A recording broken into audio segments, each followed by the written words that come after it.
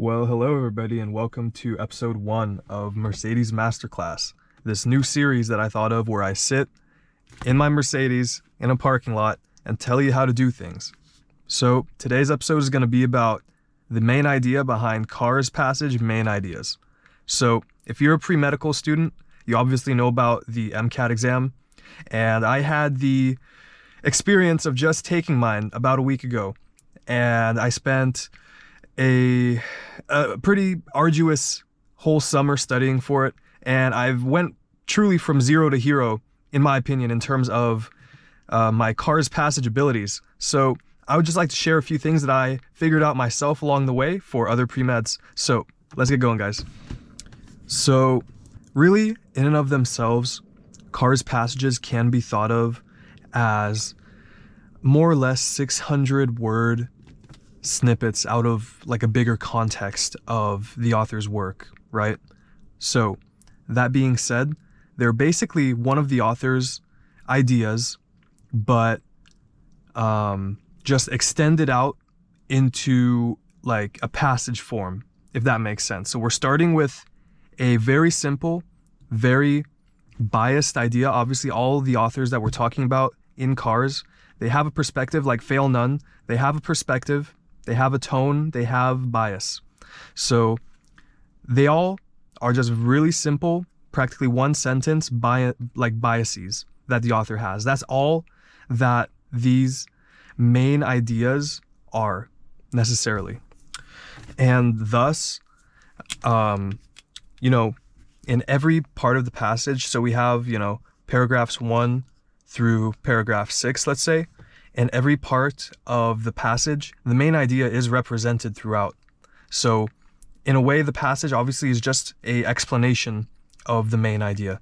So the main idea is obviously going to be present, or at least it's going to be hinted at in every single paragraph that we read. And this brings about the actual strategy to reading MCAT passages. And it's not quite reading like you are used to. It's actually something a little bit different. And we're going to talk about that in just 1 second. All right. So one more time, let's just start with our paragraph 1. And we're going to go all the way to paragraph 6. Now, for 1 second here, let's pretend that we assign a point for every single paragraph. Say 1, 2, 3, 4, 5, and 6. Now that we have a point for every paragraph, I'm going to try and explain in a really visual and graphical way exactly how we are going to read a CARS passage to understand the main idea. So let's assume that we start with a graph here. This is going to be a 3D graph. So we have 3 axes, and this is just kind of representing space and the overall context, we could say, of the CARS passage. So what we can do now is let's just start putting points down. We have point 1, 2, 3, 4, 5, 6. Okay, now that we have all these points down, let's notice that they are all relatively in a certain direction. So they all point like that. The big idea here is that these points individually, they don't mean a lot. But when we add them all together and contextualize them in the graph, they actually do have a direction. So thus, when we actually look at these points, we can actually kind of find the perspective of the author. That is all we're doing. So what are the dots specifically? Well, the dots are actually the main ideas of each individual paragraph. So when we read, we are actually trying to find not necessarily the ultimate main idea of the passage straight away. We are actually reading to find mini main ideas of each paragraph. Now, does that sound familiar? Because it actually is just the process of outlining. So what I've described is just outlining. So if you spent any time doing cars practice at all, or you have researched exactly how to study cars, then you will know that this is practically exactly what you do, no matter what. But it's the application that really counts. When we read cars, we are reading to navigate, necessarily. All we're doing is trying to find these main ideas, plot them in our mental graph of all our contextual analysis, and find out which direction this is pointing. Whichever way this points, we can think of this as analogous to perspective. And we could also say tone as well. This is the author's tone and perspective. When we read specifically to navigate through this context. Thus, we are actually not reading for semantic details. So, semantic details equal bad. When we read for semantic details, this is kind of like that storyteller reading that we are really used to when we read to understand practically everything that's happening. That's not what we need when we read cars. Practically what we're looking for is in any paragraph, we'll call it PX. We are basically just looking for a start, so where it starts, where it ends, and somewhere in the middle, there's going to be ideas. And is basically how we tie all of these paragraphs to one another. So we are going to be obviously linking the main ideas, and that is how we find out this perspective, and this perspective with, like, in the contextual basis of the passage and all the other points, this itself is the main idea.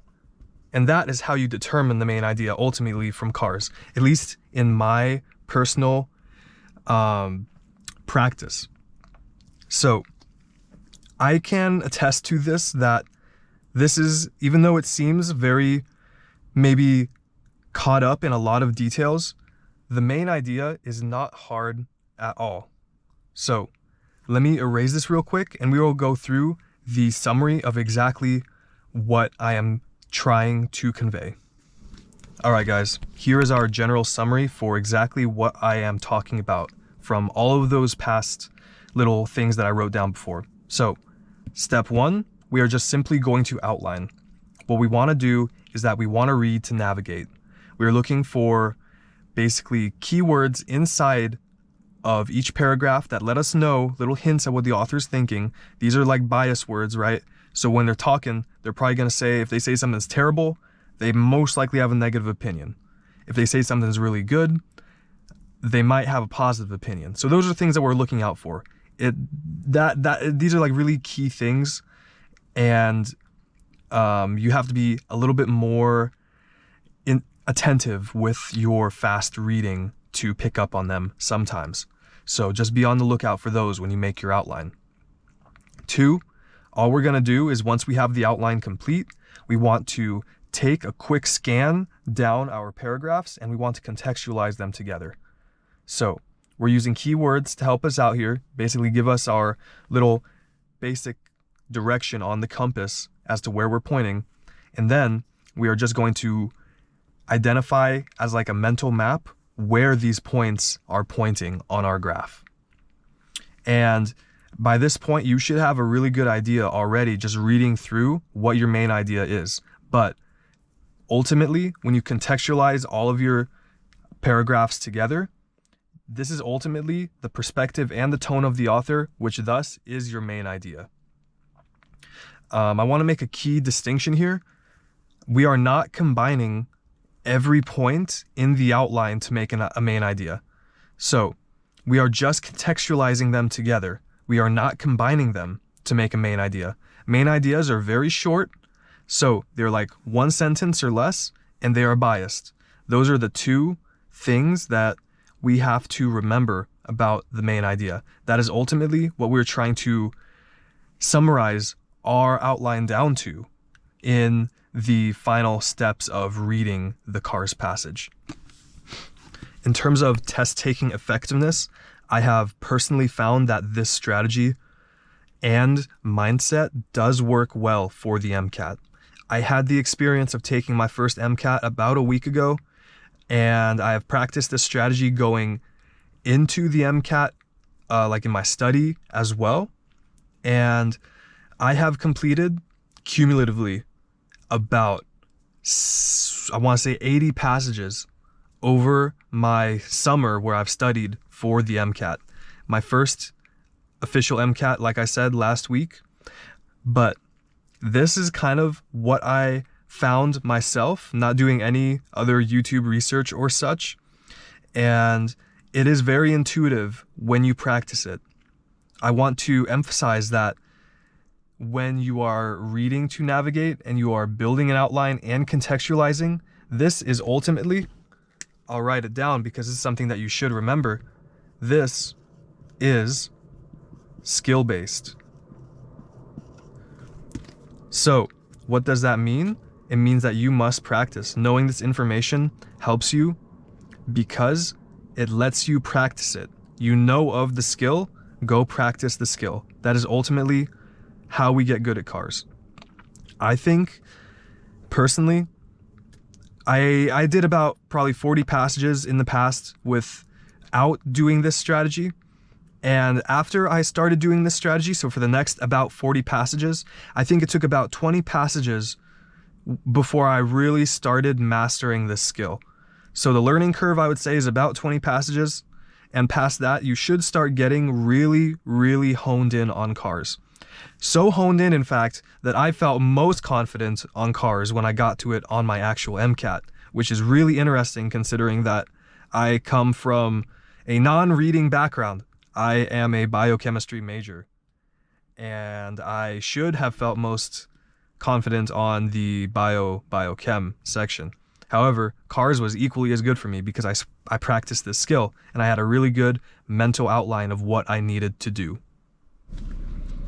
Thus, if you take nothing else away from Mercedes Masterclass Episode 1, how do we understand main ideas of CARS passages? The big idea is to practice, practice, practice. This is a skill. You must do practice to get better at this. The knowledge will only take you so far. With enough practice, you will go into your CARS section on test day feeling wonderful, because I felt wonderful when I got to CARS.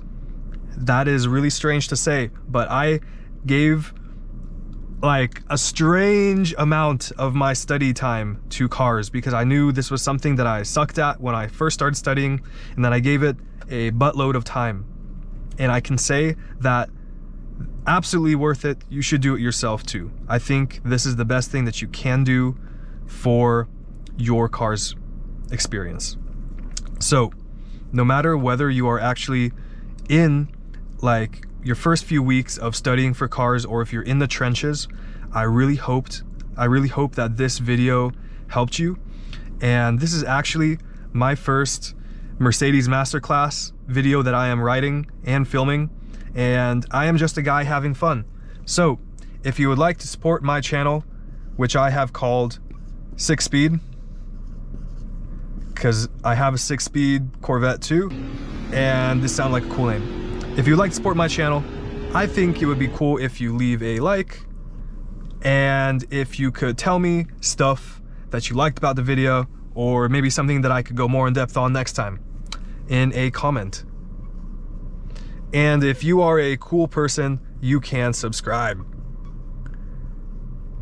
I think I will only ask this in video 1 to get myself rolling. Past that, I don't know if I'm gonna ask everyone to like, comment, and subscribe. I think it's a little bit cheesy, but we'll do it to get it out of our system. So thanks for watching Mercedes Masterclass 1, guys. This was my first video for 6-Speed, and I hope you all have a great day and good luck studying.